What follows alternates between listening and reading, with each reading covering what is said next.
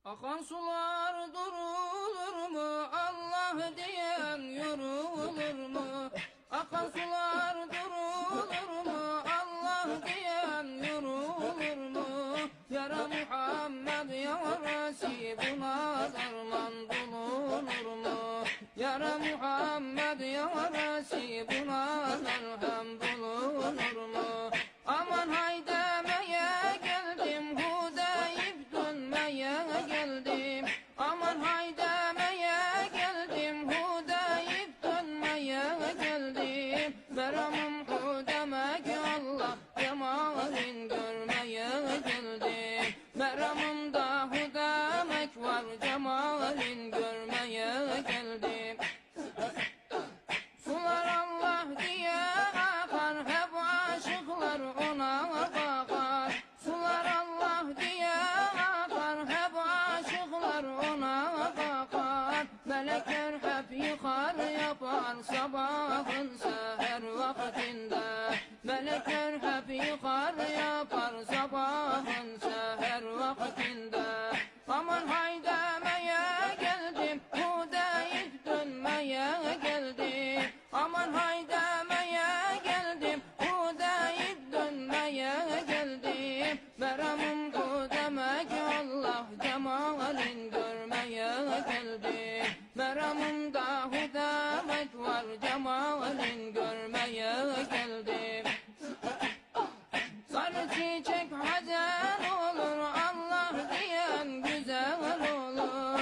Sarı çiçek hazen olur, Allah diyen güzel olur.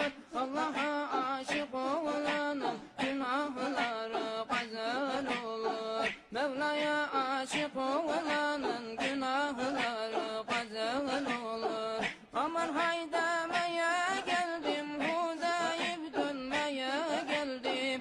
Aman haydemeye geldim, hudayıp dönmeye geldim. Meramım hudemek Allah cemalin görmeye geldim. Meramımda hudemek var, cemalin görmeye geldim.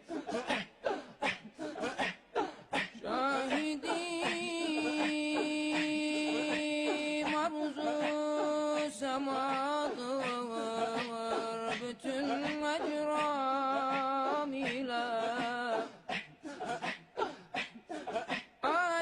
aşıkım sıdk ile. Ben Hazreti Şah-ı Resul'e yaksada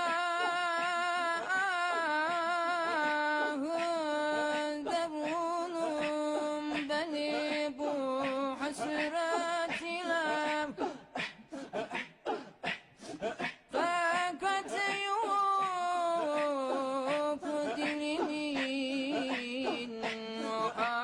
halini takrir bile.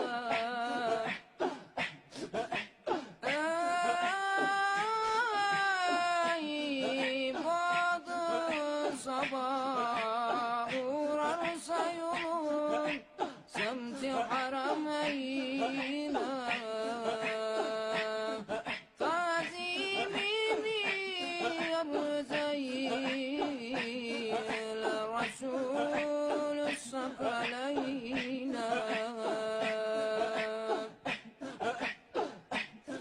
Bu günahkar gidişin son demi bilmem ne olacak.